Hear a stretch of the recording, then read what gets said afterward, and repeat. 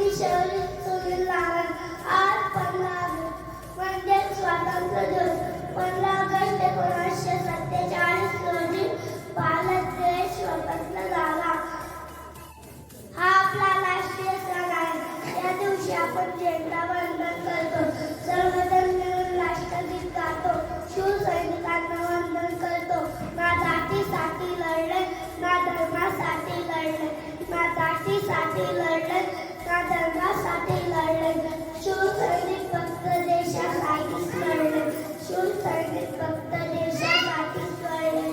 धन्यवाद. जय हिंद.